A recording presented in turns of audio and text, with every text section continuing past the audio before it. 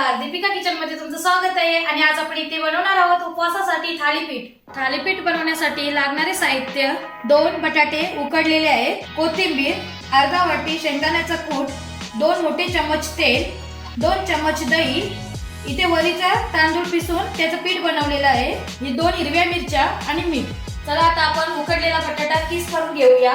तुम्ही बटाटा मॅश पण करू शकता। आता आपण याच्यामध्ये वरईचा पीठ टाकूया, अर्धा वाटी शेंगदाण्याचा कूट, मिरची, कोथिंबीर ऑप्शनल आहे।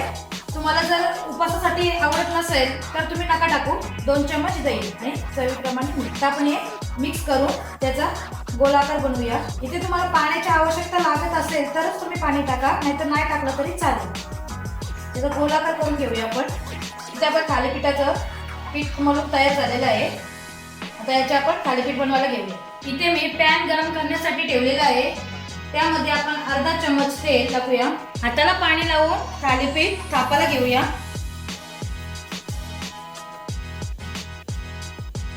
आणि आपण आता तेलावर टाकूया। तेल पसरवून घेऊया। गॅस कमी करायचा आहे, कमी गॅसवर शिजवून घेऊया याला।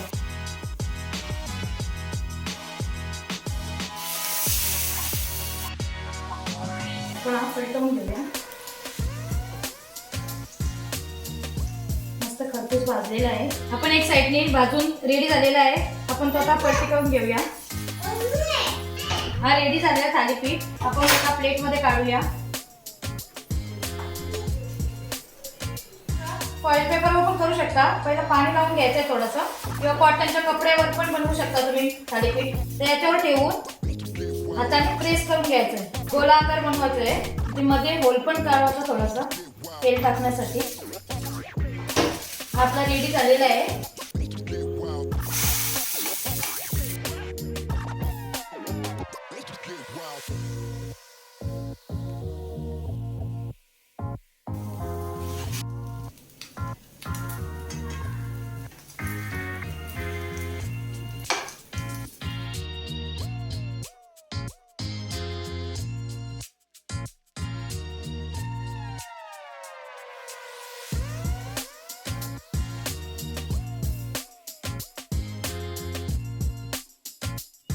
हा तयार झालेला आहे उपवासासाठी थालीपीठ। जर तुम्हाला माझी रेसिपी आवडली असेल तर लाईक करा, शेअर करा आणि ही रेसिपी कशी वाटली हे आम्हाला कमेंट करून कळवा।